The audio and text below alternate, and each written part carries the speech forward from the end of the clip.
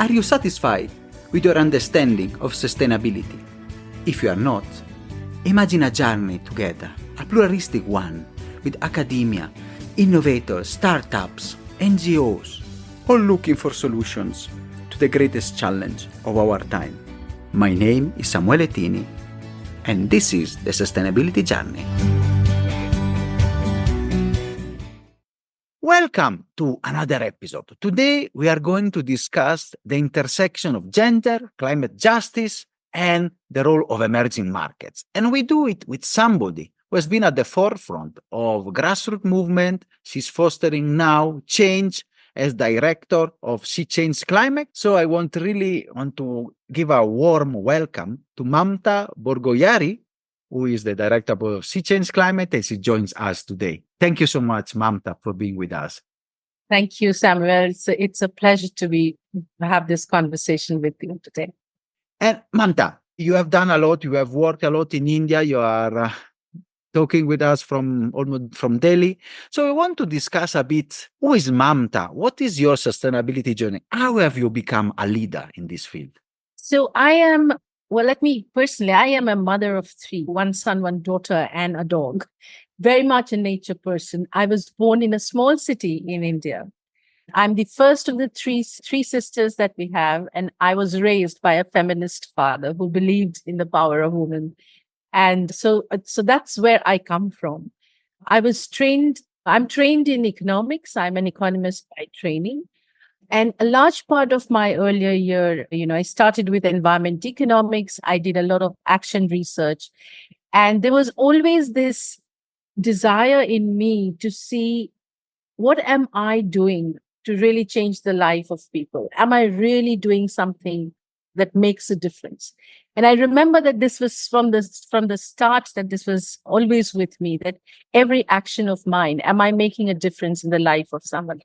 So the first 15 years of my life, I spent on action research and environment, understanding and going deep into research to understand sustainability and forest conservation. I was part of different initiatives here in India, looking at how women and their livelihoods are dependent on agriculture. I was part of understanding how when the Forest Rights Act was being implemented, there were all these villagers who lived on forest lands and the lands were under threat. I spent a large part of my life actually living in these villages and understanding what kind of rehabilitation that is required, what land rights mean to them, and how closely associated their everyday daily life is with nature. So, I actually had the privilege of spending a large part of my life at the grassroots. And then, I got a bit frustrated because research meant sitting behind the desk and I was getting restless. And I remember my professor, who I consider my guru, Dr. Gopal Kadikwiti, then told me that you should really work at the grassroots. And he introduced me to the civil society in India. And my life has never been the same since then. 10 years back, I joined this organization which works with women and children. And I got the opportunity to actually be part of different relief work, particularly during heat and also floods and earthquakes as part of my journey. I also got the opportunity to work with women at the grassroots in terms of witnessing how resilient and strong they are. And I have to tell you, Samuel, I have seen both despair and hope at the grassroots that climate change can bring. I have seen how women and children are disproportionately impacted. And I've also seen how women have actually come at the forefront and led just climate action movement. So I'm very grateful that I got this direct hands-on experience. It is my deep desire to be able to transform what my learnings from the grassroots into something which can be really, really meaningful and make a change in the lives of the women. I see my role at She Changes Climate exactly that, to kind of make policies, advocate for policies that are more caters to those who have been marginalized, colonized, excluded from the entire sustainability journey, whereas they are the ones who are most impacted. And it's really, I mean, I can relate being at the grassroots here in Africa, working every day with the communities, supporting farmers to become more adapt and resilient, not to change. It's really resonate the work and the struggle that sometimes we have to undergo, and especially women and children. And my question is really, as an advocate for gender justice, and especially in this context of climate change and work, so which are the challenges that you have seen women and children face? And which are the some initiatives that you have done or you're still doing with your organization to support that? I would want to start with that we all understand and recognize that climate change affects everyone. But what we do not talk about much is that it does not affect everyone equally. And those that are vulnerable, those that are marginalized, are really at a larger loss when floods, when disasters, when the climate change, extreme heat affects them. I want to start with few data, some statistics to make it more relevant, our conversation more relevant today. Now, the UN estimates that 80% of people displaced by climate change are women. And then last year's devastating floods in Pakistan left about more than 6 lakh Pakistani women deprived access to healthcare. They were forced to give birth under the open sky. And then if you look at Bangladesh, 77% of those who drowned were women.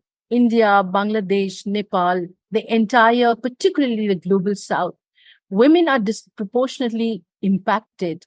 At the same time, there is no way, there is very limited method or approach to allow their voices to go into the policy making or into the sustainability journey. And therefore, I very strongly believe, and that is what She Changes Climate as a movement is all about, that it is important that we bring the voices of women leaders in all their diversity for a just and urgent climate action. The second aspect is that climate action does not function in silos. It encapsulates and affects everything.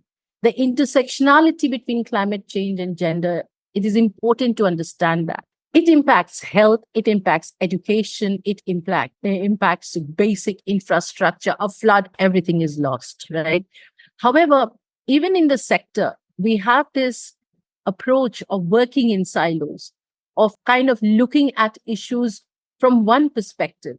Climate change affects each of these sectors, and this is not discussed. And therefore, one of the important things that in the sustainability journey is to understand the intersectionality of climate and gender, and to also understand the intersectionality of several areas with climate change.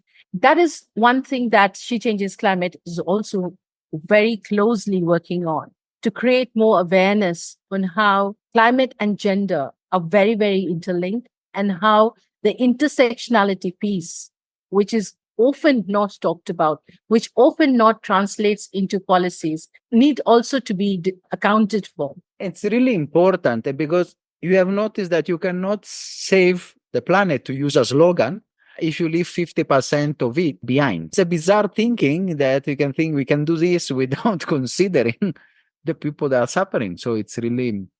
I mean, since the first COP, we have only had 6 women presidents. 6.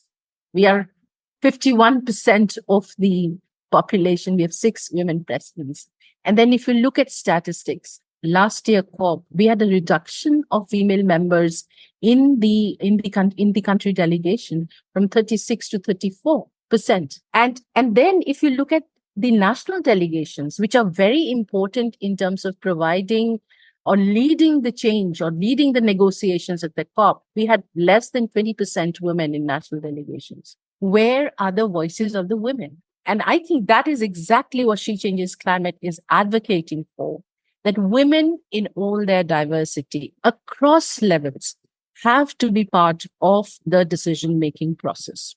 It's really important also because witnessing my reality sometimes at the grassroots with the communities is not easy. And we strive slowly to really empower women. And I really want to understand, even though empowerment is a big word that sometimes is often overused, but I want to ask you this question now. How do you do it? In practical, how she change climate? Which initiative also you are proud of that really you foster this vision? We do it through different way. And how do we do it? We do it by influencing key players such as government, business, civil society. We do campaigning for public support. We raise awareness on social injustice and inequality. We collaborate with partners, both at global level and at the grassroots level. And most importantly, we amplify the voices of those who have been economically, socially marginalized and most impacted, especially in the global south. They're different. So there are three major pillars through which we work. The first is policy advocacy, is basically looking at working and advocating for more women leadership at the COP and UNFCCC processes. How do you really bring voices of the women leaders into these processes?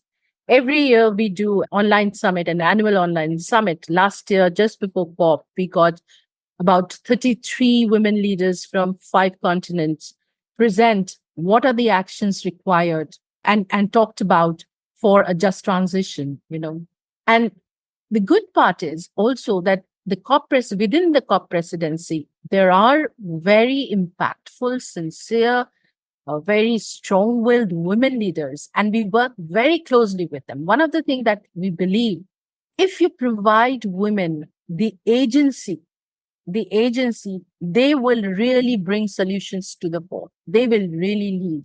She Changes Climate is also a movement to provide that agency to women leaders across the different sectors, across different levels. We work closely with the high-level women champions within the within the COP presidency, provide any kind of input that they require.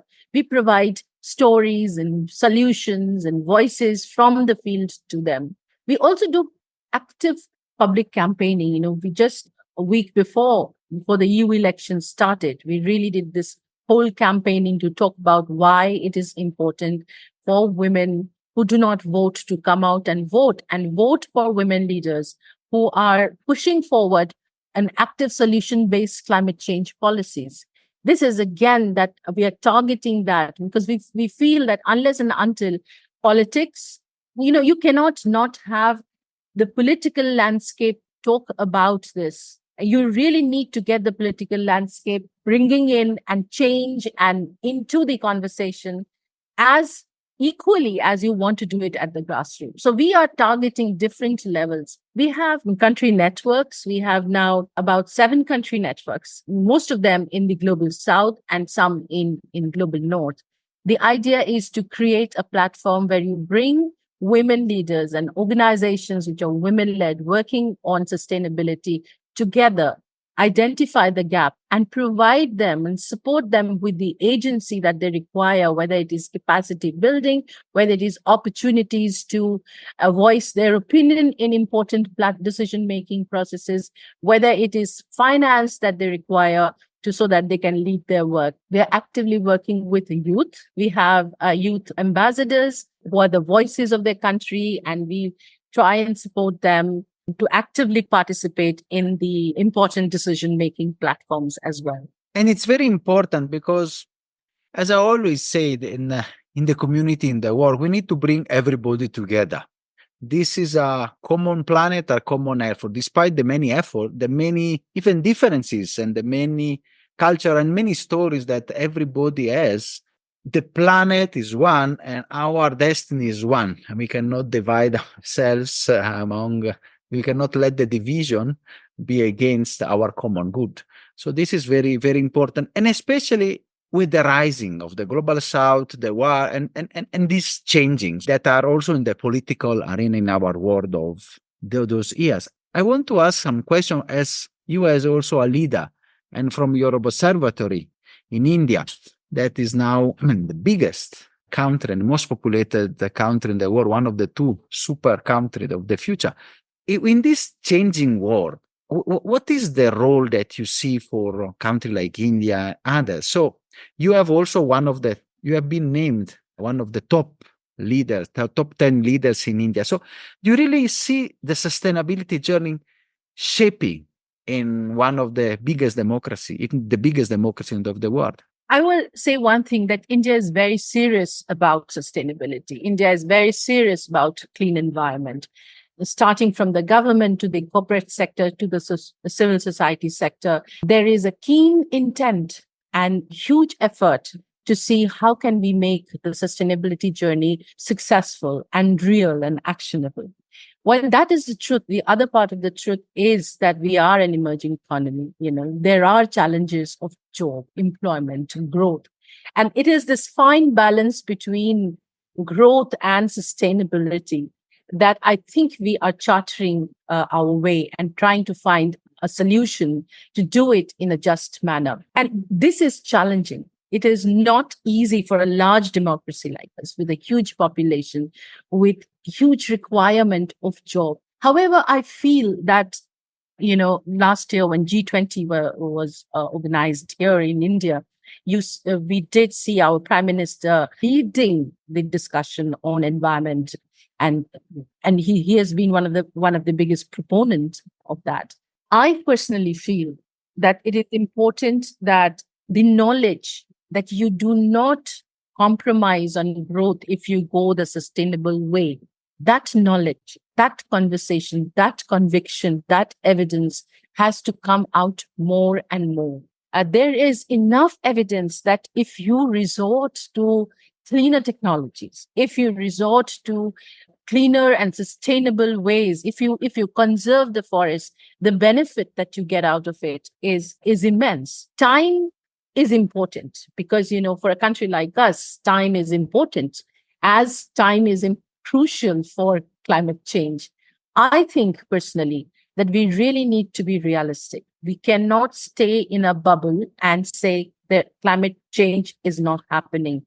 The bubble has burst. We are all affected, irrespective of geographies. We have floods now in US. We're seeing raging fires all over. There is enough evidence. Nature is telling us that enough.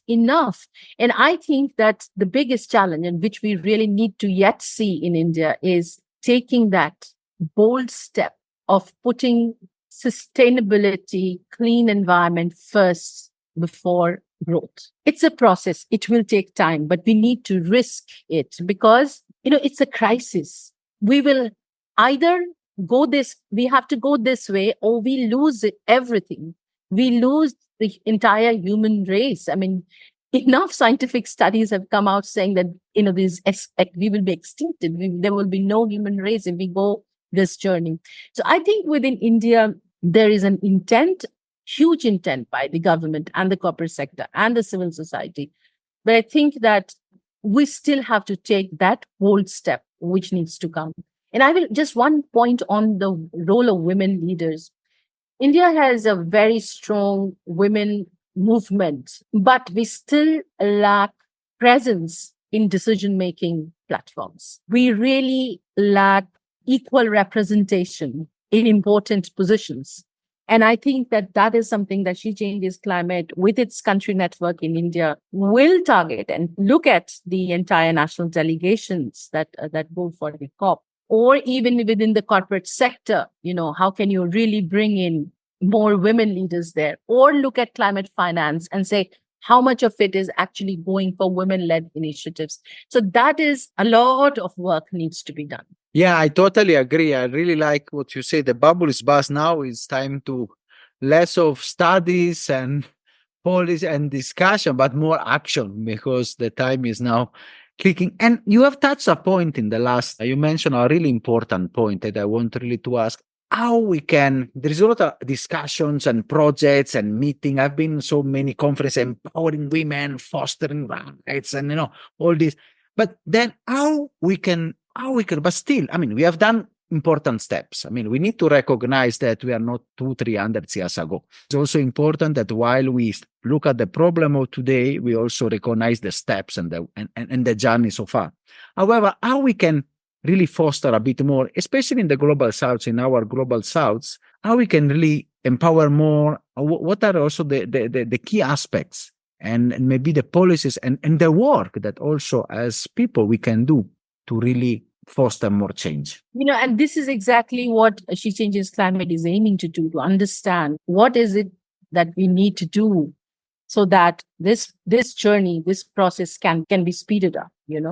One of the things that we feel is very important is investment, and we very strongly feel that the climate finance or investments have to go for women-led initiatives. And I'm just speaking from the cause that I work for, which is women leadership. And I think there is huge amount of funds available but not utilized.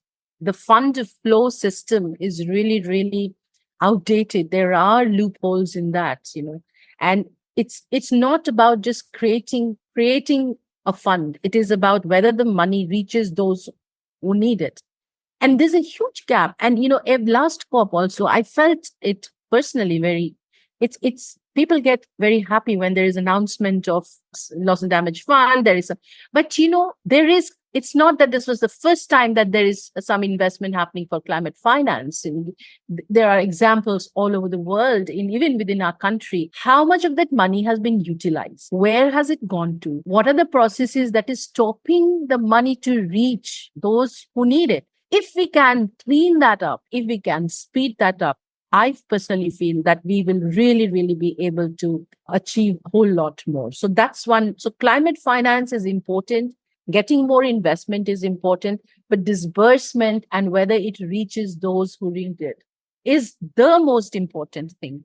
Otherwise, all of it is just a waste. And second, I think that I personally feel that it's important in this journey to have some difficult conversations whom we as movement do not think they are our allies. For example, the corporate sector. I am an optimist, and I believe that if you can, even if you are able to even scratch a bit of those top leaders who are sitting in corporates, which are really responsible for the huge climate change that we have, the huge mess that we are in. Conversations with them, even if it comes to pressure, even if it has to have a proactive conversation, we have to change them. They have to change. And I don't have a solution for that, because if we just remain in our silos and we talk with who are our allies, we are all thinking the same. But those who are really creating the mess, if we do not reach out to, if we are not able to crack a way to change them, I don't know how much we will be able to do that. And we have to do it through several ways: pressure, activism, proactive dialogues, consultations. I don't know. I think that is something very, very important that needs to be addressed and cracked. Absolutely, because if we keep this, and this is, I think, one of the things of the sometimes of movements and the people. So you discuss with the circle and everybody is agreeing, but we really need to reach out and creating bridges rather than barriers and boundaries. This leads also to my subsequent questions, a bit more. It's a discussion that, and more I'm trying to reflect. Again, we're trying, even with this small podcast, to become bridges to people and reaching out messages. Because if we, as you said correctly, if we work in silos and everybody is there, we will not get that momentum all together to bring. And especially in this era, we live in an era of polarization. So you are this or that without looking at the problem, but entrenched in there. So in this conflicting world that do you think there is still space for solving our common problem, and how we can do that? I absolutely believe that there is space to solve the common problem. I am a firm believer in conversations and dialogue, creating a win-win situation for all. There are several instances that I can think of where attempts are made where you bring people from different stakeholders, organize multi-stakeholders dialogue, make them recognize and talk. One of the things, I have been part of several such multi-stakeholder consultation. One of the things that I feel is sometimes one world doesn't actually know the other world, what it looks like. And sometimes it is like you really come up with a strategy, you tell them this is what is happening in the ground, and then they say, really? So I think there is this, again, it comes to silos. if we really need to have conversations, need to bring different stakeholders who matter together and put everything, allow them to talk with each other. I have been part of several rescue of women and children who are trafficked and also sexually abused, particularly during migration that happens sometimes, most of the times because of climate change.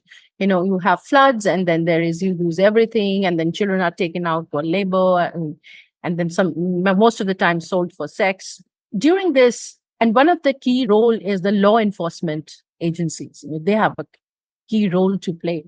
And I've been part of several consultations with them, trying to understand their world, making them understand our world. And then you do find a way in between. You do find a way to change and work in a way that you're really going to, stop. Climate change, for example, is impacting everybody, every single person in this world. I think it is important that we have this conversation, that we bring people together, work out solution which is sustainable in yet to win.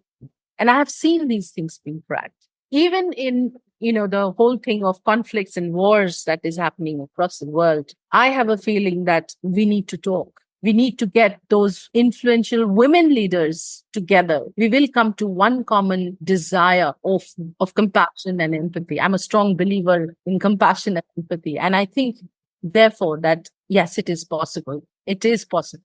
And I really think also if you bring more women to the table, maybe solution will come out faster rather than entrenched and fights. And because as we know, in wars, especially women and children are the one that's suffering. If you look at the peacekeeping mission members, very less women. I feel that if we have women members in these missions, when they are negotiating, we bring women, they have a very community and they can express more compassion and empathy than the masculine energy. Actually, what we need is more of feminine energy than the masculine aggressive energy. It is not about men versus women. I sometimes feel it is about this energy of compassion, the energy of empathy, the energy of giving, the energy of nurture. And even men have that. So, I think that what the world requires today, particularly if you look around, whether it is climate change, whether it is war, whether it is conflicts, these are all very aggressive energies that determine, rule, dictate, decide. If we could change leadership into having more of the feminine energy, I think gender, whether man or woman, will not matter at the end. But I think we really need that feminine energy now, taking forward leadership in every sphere. And it's really important, rather than aggressiveness, togetherness, and bringing people at the same table will make a long way, in solving the solution and the war. And as a last question, I mean, really an interesting, a lot of food for thought for our audience.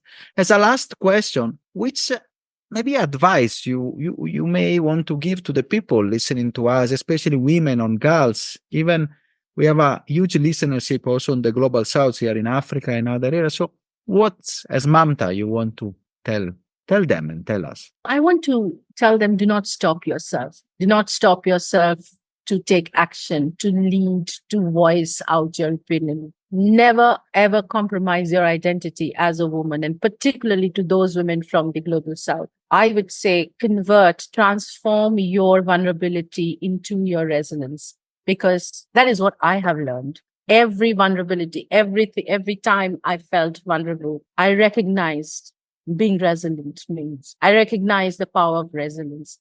And this is my message to all the women, all young, every woman out there in Global South. Do not compromise your identity, your dreams, your passion, and do not take a back seat because of your vulnerability. We are 51% of the population. We have equal rights to be there. Every single platform where decisions are being made. And just a general message, I think that climate action requires 100% of the population. And if you just engage with half the population, we will not be able to overcome this crisis.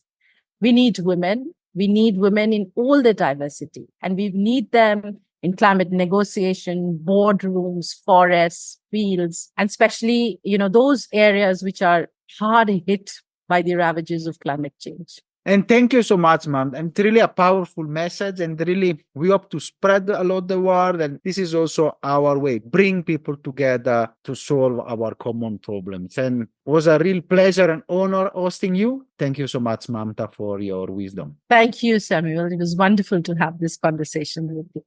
Are you satisfied after this wonderful episode? Let's continue together our sustainability journey.